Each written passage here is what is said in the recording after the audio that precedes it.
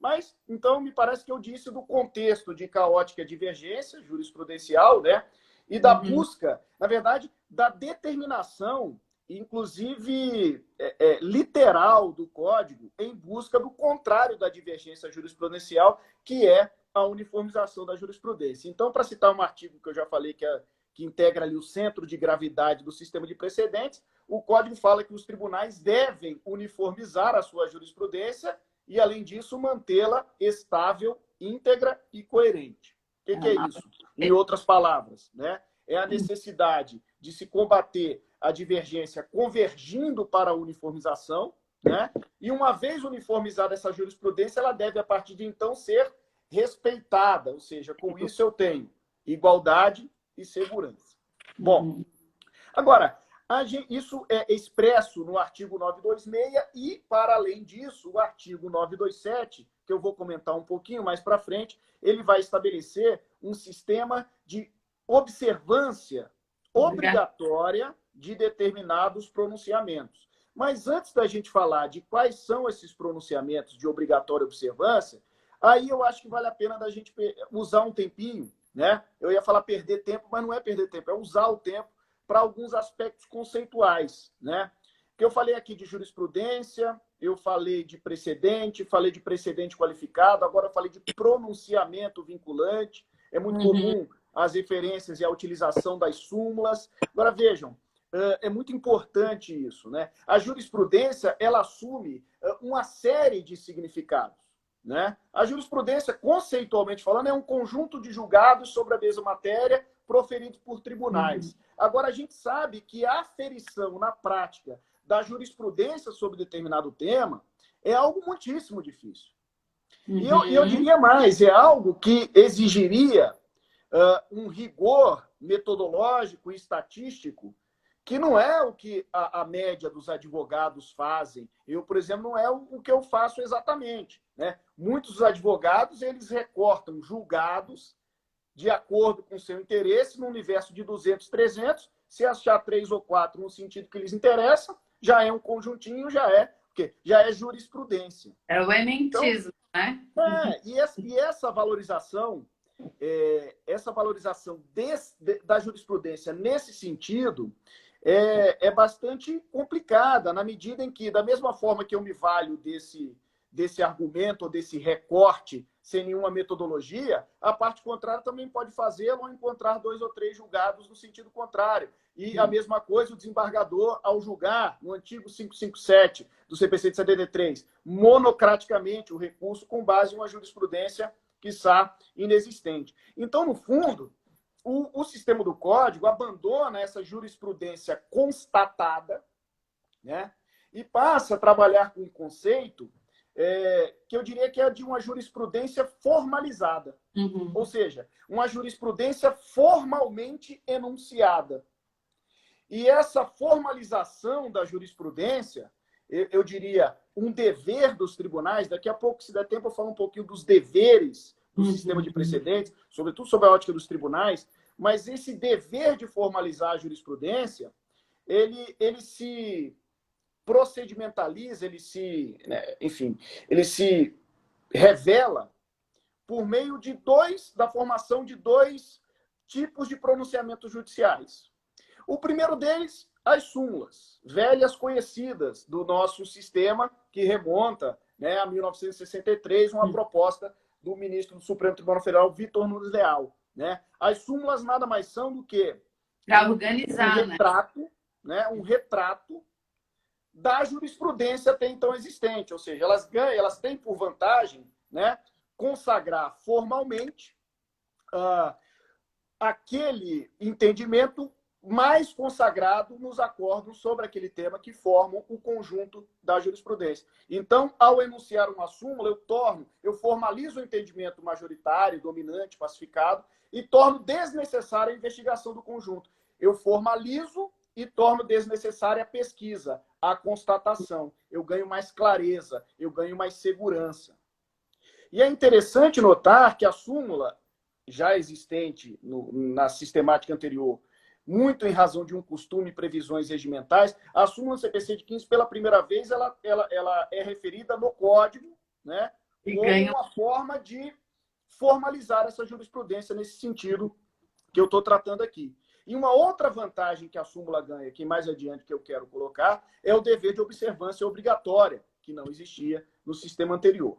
Mas antes, ainda nos aspectos conceituais, além das súmulas, né, eu tenho os precedentes qualificados. Eu me valho dessa expressão, utilizada, entre outros lugares, no regimento interno do STJ, eu me valho dessa expressão para separar, né, os precedentes qualificados, que são esses que eu vou tratar a partir de agora, de todos os demais julgados que venham antes do meu. Porque, de rigor, qualquer julgado anterior ao meu é um precedente. Né? Mas estes precedentes, por mais que possam formar uma jurisprudência e que, por razões de ordem sistemática, precisem ser observados, por mais que venham a gerar uma súmula, o precedente, por si só, não tem as funcionalidades e não tem o dever de observância obrigatória dentro do sistema do Código. Portanto, eles não impactam tanto na advocacia quanto outros precedentes, que são os precedentes qualificados. Os precedentes qualificados, eles são julgados, proferidos pelos tribunais em incidentes especificamente voltados, né, a analisar uma matéria repetitiva ou relevante e a fixar um entendimento a ser obrigatoriamente observado mais adiante. E eles são, portanto, qualificados por dois motivos, não é nem por um motivo. O primeiro motivo é o mais óbvio, talvez, é porque ele é de obrigatória observância, é porque ele é vinculante. Mas é interessante destacar que estes precedentes, eles são qualificados porque a forma de produção desses precedentes também é qualificada. O procedimento é qualificado. Eu tenho uma maximização do contraditório, eu tenho a exigência de uma maximização da motivação, eu tenho a exigência da maximização da publicidade. O artigo 979 diz que deve constar no site a mera instauração de todos esses incidentes voltados à formação de precedentes qualificados. E eu também tenho, né, inclusive, uma exigência de duração razoável, na medida em que vai impactar em uma série de outros procedimentos. Dessa forma, né, o que eu quero dizer, ou o que o Código exprime através dos chamados precedentes qualificados? Esses procedimentos capazes de gerar teses, acordos de obrigatória observância. O que nos leva à seguinte pergunta, extremamente importante e impactante para o exercício da advocacia. Quais são os precedentes qualificados? Exatamente. Quais são esses tipos de acórdão, tipos de julgamento, né, que ao lado das súmulas, entre outras coisas, são de obrigatória observância. Aí nós vamos no artigo 927, inciso 3. O 927, inciso 1, fala dos pronunciamentos de controle concentrado de constitucionalidade. Está dentro do Código, mas de rigor não é novidade. Estava previsto na Constituição desde a redação originária. O 927, inciso 2, fala exatamente das súmulas vinculantes, aquela figura inserida na Constituição também pela Emenda Constitucional 45, lá em 2004. É o inciso 3 a grande novidade, né, que traz os precedentes qualificados, que são os acordos proferidos em incidente de assunção de competência, incidente de arguição, incidente de ação de competência, incidente de resolução de demandas repetitivas, recurso especial repetitivo e, pela letra do Código, recurso extraordinário repetitivo. O que, na prática do Supremo Tribunal Federal, leia-se, né, e por uma interpretação sistemática de todo o Código, o recurso extraordinário com repercussão geral reconhecida, julgado pelo plenário do STF. Então, o IRDR ele tem um alcance local, ou seja, o IRDR é de competência do Tribunal de Justiça e do Tribunal Regional Federal para fixar uma tese de âmbito estadual ou regional. O RESP repetitivo, competência, obviamente, do STJ, um alcance, sobretudo do efeito vinculante, de âmbito nacional. E o do Supremo Tribunal Federal também, obviamente, de alcance nacional, sendo ele todo recurso extraordinário com repercussão geral reconhecida. Bom, então, se eu coloco que diante desses 4 tipos de procedimento especialíssimos, né, a formação de um precedente qualificado, é lógico que o primeiro e de obrigatória observância por todos os juízes e tribunais nos termos do 927 cap É lógico que o primeiro e grande impacto da advocacia, que o advogado tem que tomar o cuidado de sempre fazer, é verificar se aquele tema, aquela tese jurídica que ele está sustentando na petição inicial, na contestação, no recurso de apelação, no RE e no REF, já foi objeto de um desses precedentes. Né? Já foi objeto de um desses acordos. A Dani entrou aqui. Beijo, Como? Dani. A sua esposa entrou. Ah, ela entrou? Eu não vi. Passou. Eu não consigo ficar acompanhando todo mundo aqui. Então, um beijo para ela aqui. Estou na procuradoria ainda, mas já eu estou em casa. Bom, de toda sorte, né? Eu dizia. Então, esse é o primeiro impacto. Eu, particularmente, eu tenho por hábito, né? Eu não vou dizer todo dia, mas pelo menos umas 3, 4 vezes por semana, eu acompanho os julgados, obviamente, processuais e daquelas matérias com a qual eu atuo, se houve alguma movimentação no âmbito do STJ e no STF.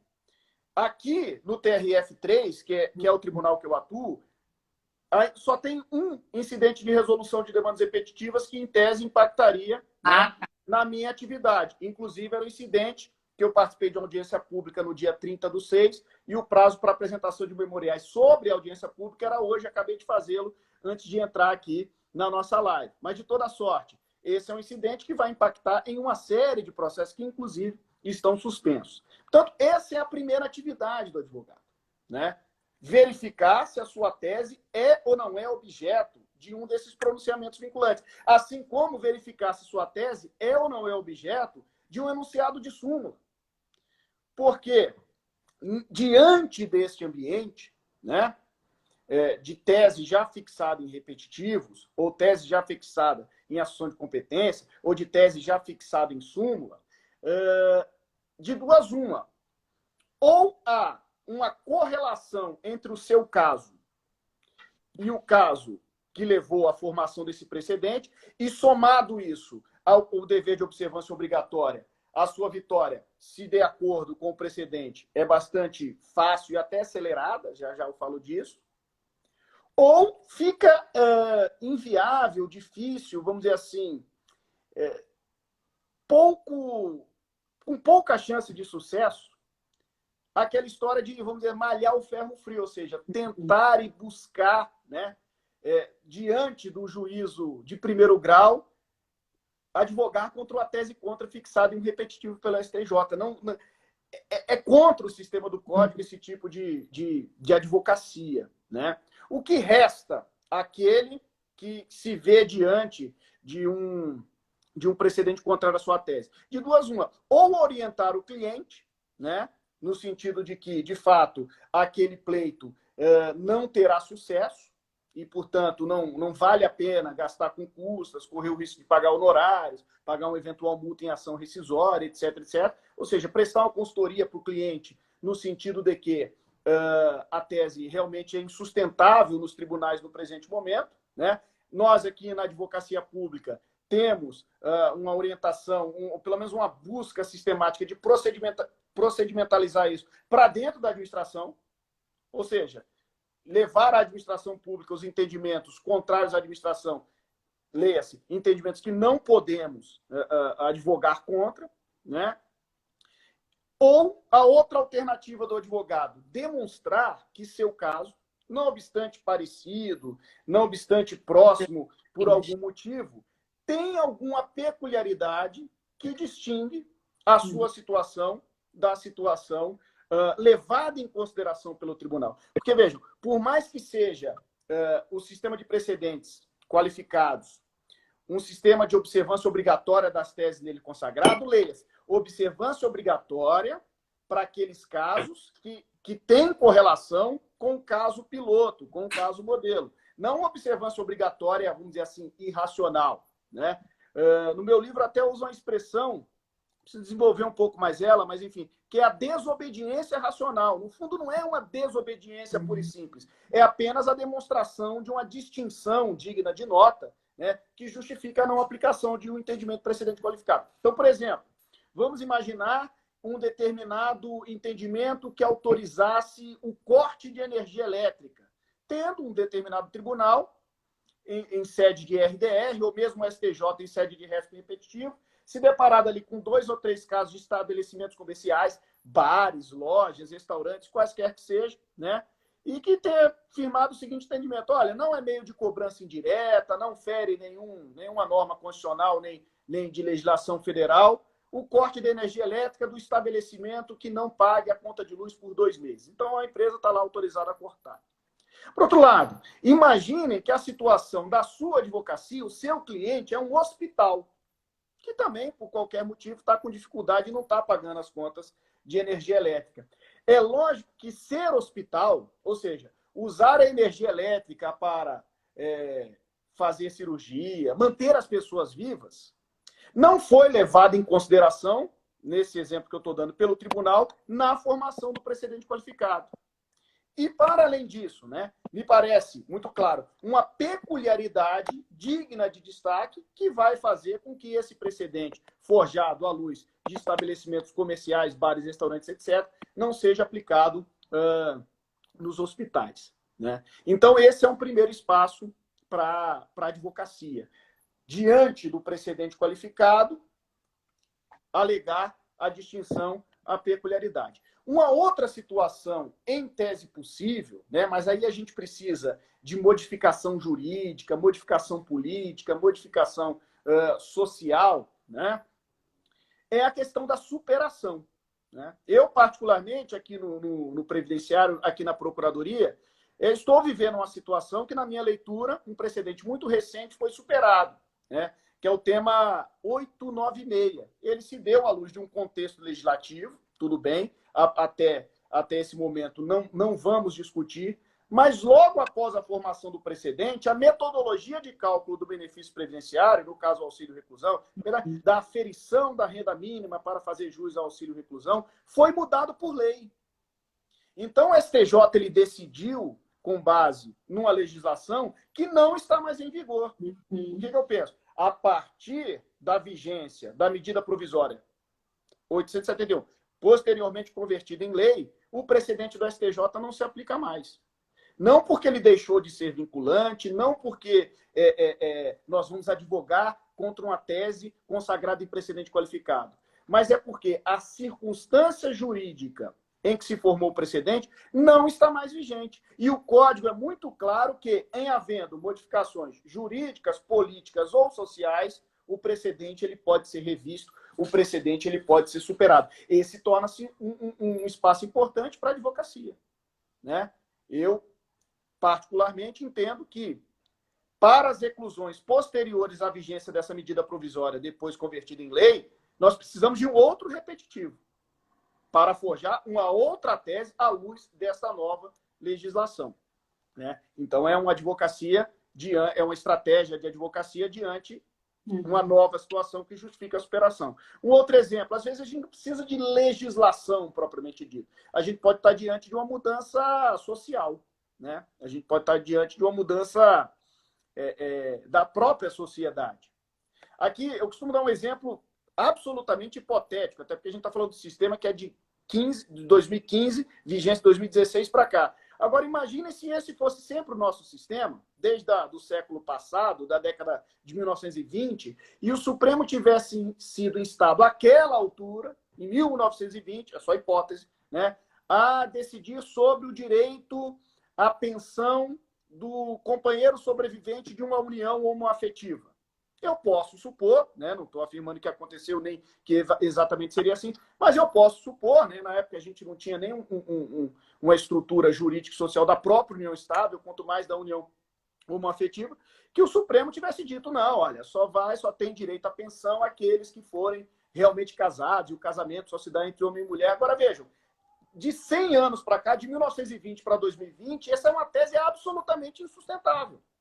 Do ponto de vista jurídico, político e social. Ou seja, a sociedade hoje, muito mais evoluída, né, nesse sentido, admite, né, inclusive para fins de pensão por morte e jurídicos como um todo, né, a união, independente do casamento, e inclusive a união entre pessoas do mesmo sexo. Então, à luz desse novo contexto, muito antes de 2020, mas a partir ali da Constituição de 88, de todas as evoluções sociais, se justificaria, né, uma mudança nesse entendimento, ou seja, estaria, por essas alterações, o advogado legitimado a advogar contra o precedente e a pautar a sua superação. Portanto, esse, na minha leitura, é um primeiro grande impacto, né? Essa preocupação que tem de ter o advogado dentro desse sistema, de sempre olhar e acompanhar se seu tema é objeto de um repetitivo, se há uma correlação e, portanto, buscar a aplicação imediata ou buscar ou não advogar contra a tese contrária, ou, em sendo o caso, buscar a distinção e superação. Agora, um outro impacto na advocacia... Oi. Eu costumo dizer, exatamente, na verdade, assim, existe uma sintonia muito grande nos nossos pensamentos. Eu costumo dizer para os meus alunos, para os meus colegas, que esse sistema impõe uma nova forma de advogar. Exatamente. Né? A gente Exatamente. tem que começar a estudar de forma distinta. Exatamente. E eu diria que ainda trago, eu estou já ficando um pouco agoniado com o tempo, mas eu queria trazer 2 outros grandes impactos. O primeiro é o seguinte, esse eu não vou falar tanto, tá? Mas esse eu só vou provocar mesmo. Ora, se é tão relevante, interessante a existência desses precedentes qualificados, obviamente favoráveis, um outro grande papel e o outro grande impacto da advocacia é o papel do advogado na formação desses precedentes. Ou seja, toda uma atividade de mapeamento desses temas suscetíveis de IRDR, repetitivo, incidente de assunção de competência. A provocação desse incidente pode se dar por meio, né, das partes, leia-se, por meio dos seus advogados. Né? E esse é um trabalho... E esse é um trabalho muito interessante, que a gente vem fazendo no âmbito da Procuradoria-Geral Federal, no âmbito da Advocacia Geral da União. Né? Esse IRDR está até no meu Instagram, eu postei uma audiência pública que teve que ser online. Né? Então, quem tiver interesse, entra lá no meu Instagram, tem um número do IRDR, foi proposto pela Procuradoria, né? Justamente nesse trabalho de advocacia em prol da formação do precedente. E a advocacia em prol da formação de um precedente qualificado, obviamente favorável, não se limita... Deixa eu deixar um abraço. O Hermes Zanetti, eu vi entrando... eu acabei de ver. É um grande especialista nesse tema aqui. Exatamente. E, portanto, eu dizia, a atuação do advogado na formação do precedente vai muito além do requerimento. Porque uma vez instaurado de ofício ou a requerimento de uma das partes, ou do Ministério Público, dá-se aquilo que eu falei, a maximização do contraditório. Ou seja, é muito mais amplo, nesses procedimentos de formação de precedentes qualificados, é muito mais ampla a participação do Ministério Público, de terceiros interessados na qualidade de amicus curiae, ou seja, há toda uma sorte de modalidades de atuação, né, que não são modalidades, vamos dizer assim, comuns num processo simples que envolve o seu José e o INSS na formação de um precedente simples, de um julgado, de um precedente não qualificado. Nessa audiência pública, por exemplo, né, eu estou falando muito disso porque está na minha cabeça, tem tudo a ver com esse tema. Né? Participaram, salvo engano, 5 ou 6 institutos de direito previdenciário, né? Além do INSS e da Procuradoria. Então, há essa possibilidade. No total, falaram 10 advogados. Né? Então, é algo também que o advogado ele deve se ocupar, e não só o advogado individualmente considerado, mas o advogado, a OAB como um todo, o advogado de instituições de classe, etc, etc. Essa regra, você acha, Fábio? Como? Essa democratização da formação dos precedentes. Você acha que tem sido a regra na prática? De participação, de experimento da parte?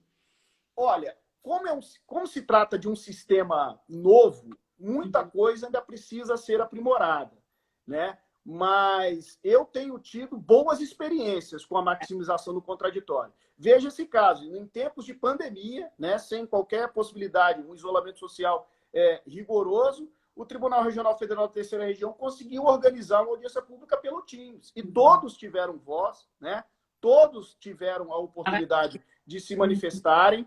A desembargadora relatora abriu prazo para memoriais, eu estava olhando o processo aqui, tem uma série de memoriais postos no processo, ou seja, aí me perguntam aqui se o contraditório é essencial para a formação do precedente. Eu diria que o contraditório maximizado, né, é o grande fator de legitimação para o efeito vinculante do precedente, ou seja, é uma forma do Código qualificar o procedimento de uma maneira diretamente proporcional ao impacto que aquele entendimento forjado nesses incidentes de solução concentrada, né, geram. Então, eu acho que sim, é essencial a maximização do contraditório e essa oportunidade de participação de terceiros para muito além das partes, né? E um outro impacto, né, que eu gosto sempre de destacar, que impacta muito na vida do advogado, né? Lógico que quando a gente fala de conteúdo da decisão vinculante, é o principal impacto, né? Agora, é um impacto que é muito sentido no dia a dia do advogado, é o impacto procedimental, né? E no que tange ao impacto procedimental, é interessante o que o sistema de precedentes, ele dá, eu não vou dizer que ele dá um passo atrás, mas ele dá uma travada para depois sair correndo, para depois acelerar. O que eu quero dizer com a travada? A travada é a suspensão dos processos que versam sobre a mesma matéria, né? A lógica do código aqui, ela me parece muito coerente. É lógico, né? É óbvio que o advogado não gosta do seu processo suspenso. O advogado quer o seu processo andando, quer o seu processo adiante. Aliás, é da essência de processo, né? Avançar, andar para frente. Agora, o código diz o seguinte: reconhecida a repetitividade de uma dada questão, instaurado um desses mecanismos de formação de precedente qualificado, no futuro atualmente observado, os processos devem ficar suspensos, os processos que versam sobre aquela matéria. Por quê? Para que se evite a prática de atos, sobretudo atos decisórios, né, muito possivelmente contrários à ideia central, né, ou à ideia ao final consagrada no instrumento de que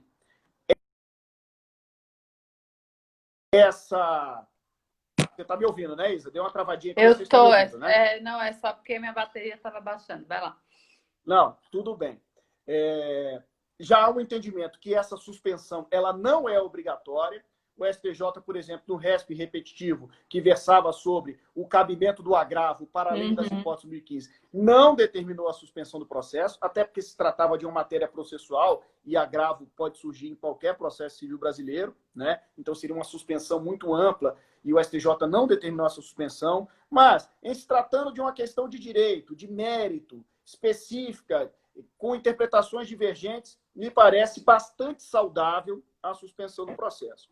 Isso, em alguma medida, é compensado, vamos dizer assim, né, pela aplicação acelerada do precedente uma vez formado.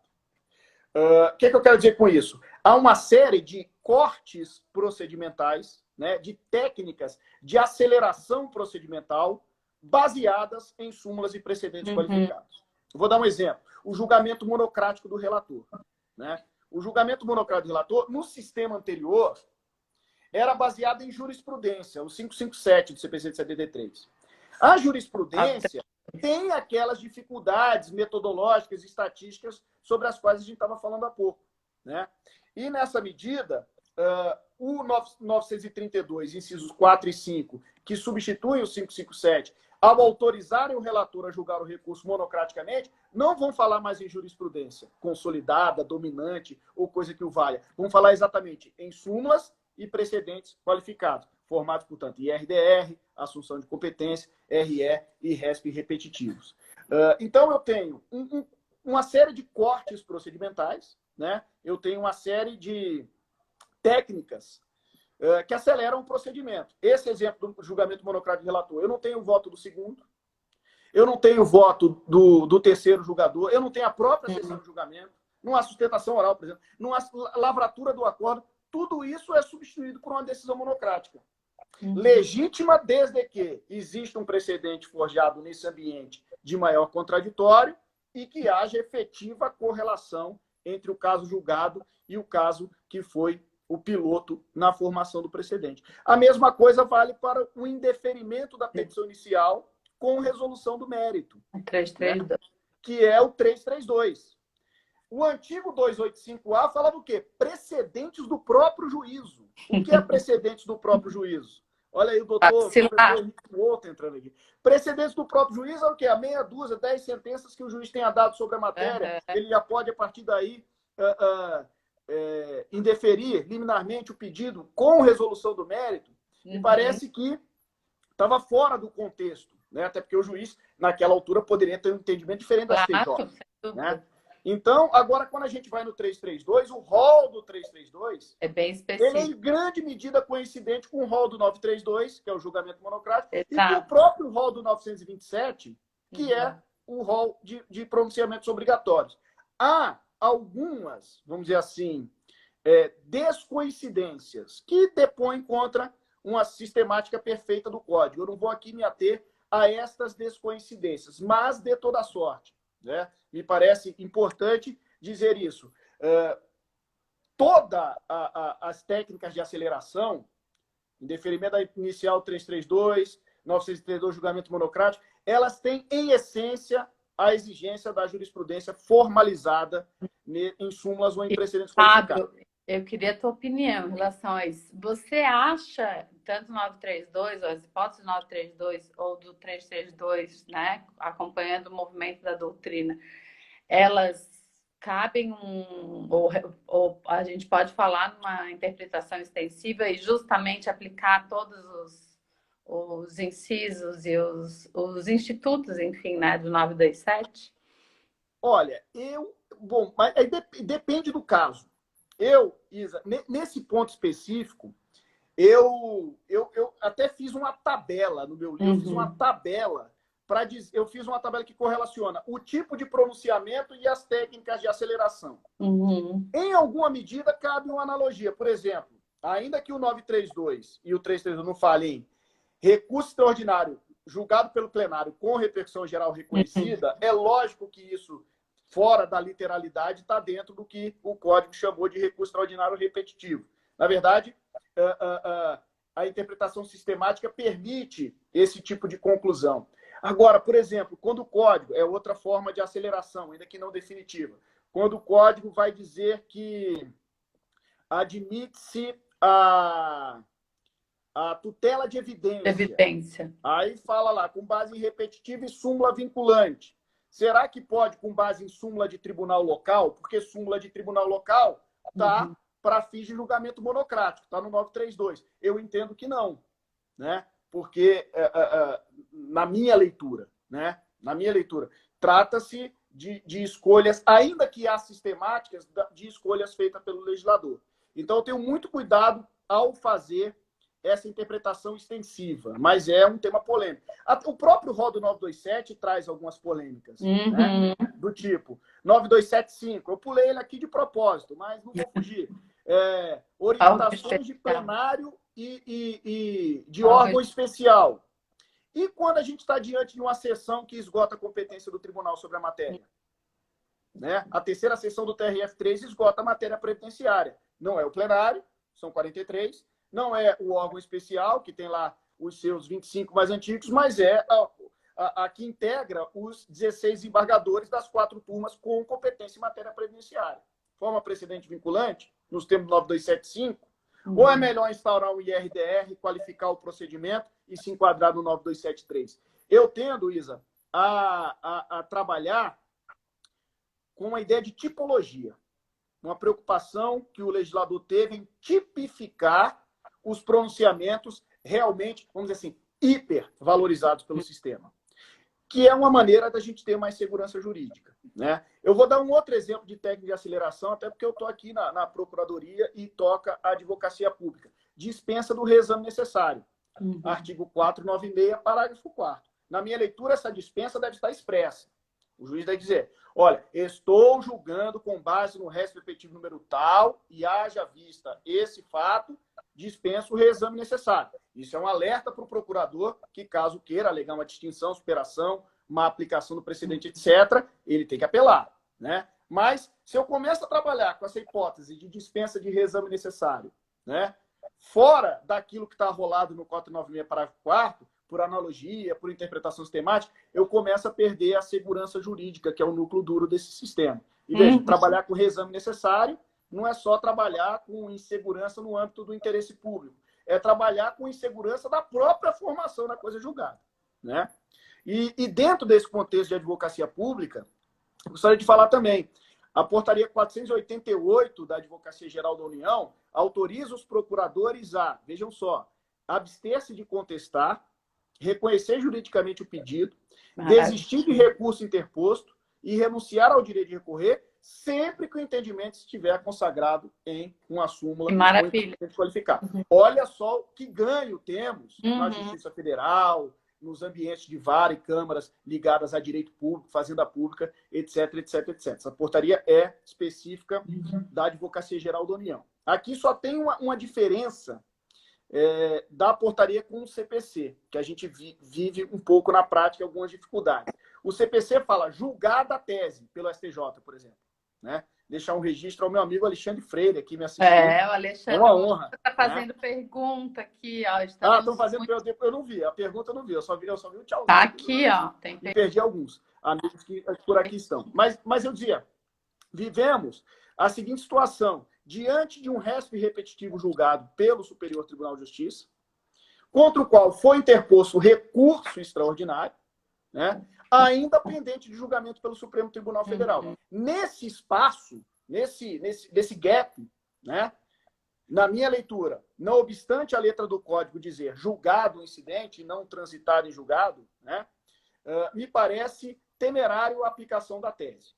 Pela Procuradoria, pendente um recurso extraordinário interposto pela Procuradoria, a desistência do recurso pela própria Procuradoria é impensável, né? Essa sistemática de ganho, de renúncia, desistência de recurso é absolutamente impossível.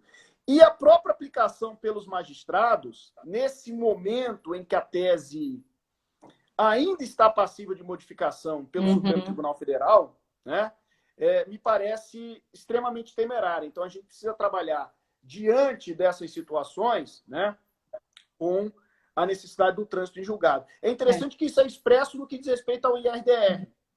O 987, parágrafo 2º, salvo engano, estou citando aqui de cabeça, né, ele vai dizer que, excepcionalmente, os recursos especial e extraordinários contra o acordo que julga um incidente de resolução de demandas repetitivas têm efeito suspensivo automático.